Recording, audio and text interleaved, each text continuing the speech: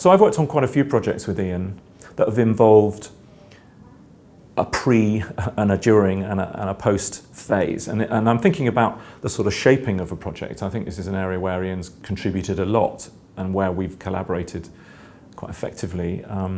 Thinking of a project in particular where the main aim was to capture some video of a new assessment that we did, and that wasn't actually Ian's role. But Ian came up with the idea that it would be really nice to have a sort of fly on the wall interview with those who'd been doing the filming, including me, had a sense of the script of that, what were the questions that can be asked. I didn't fully understand it actually at the time, but I think the concept was great, and afterwards we actually got almost more value out of what the candidates were saying and what I said about being the examiner, there's music exams, in this format.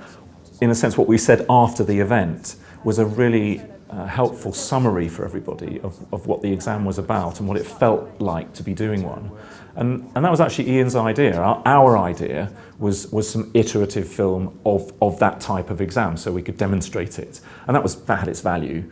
But this sort of ancillary piece that was Ian's idea to come along and do something by the side of that was a really good example of, I think, a creative notion, a sort of idea, a concept, and turned it from just being iterative filming, exemplars, it turned it into a sort of project and a storyboard, and we ended up with this on the website. And we got a lot of very positive press about these talking heads, sort of fresh out of the situation, that really explained more what it was like to be in the situation, and kind of that's what we wanted to do. But I think Ian realised that we could do it that way well before we had even identified that. He's really good at finding the story and then preempting what needs to be done to extract that story from the subjects of the film, and then great at bringing that back and crafting it into the finished article that really delivers an impactful piece to the audience. Yeah, I've often been quite surprised and, you know, not a little amazed sometimes. We've spent time in front of the cameras filming and so on, and then, you know, how many days it is later, we get the proposed footage from Ian, and he's managed to put things together and take things one to the next in a way that's been really creative. And I always think that there's a sense of sort of storyline flowing through. There's connectivity between what at the time felt a bit disparate perhaps and not necessarily connected.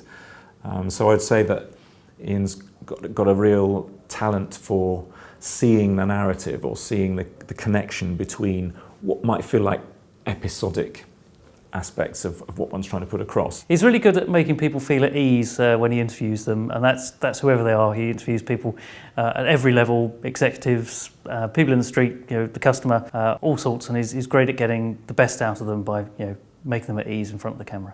So what I'd say to you if you're wondering who to hire to film is that with Ian you'll get something quite distinctive. He's an individual.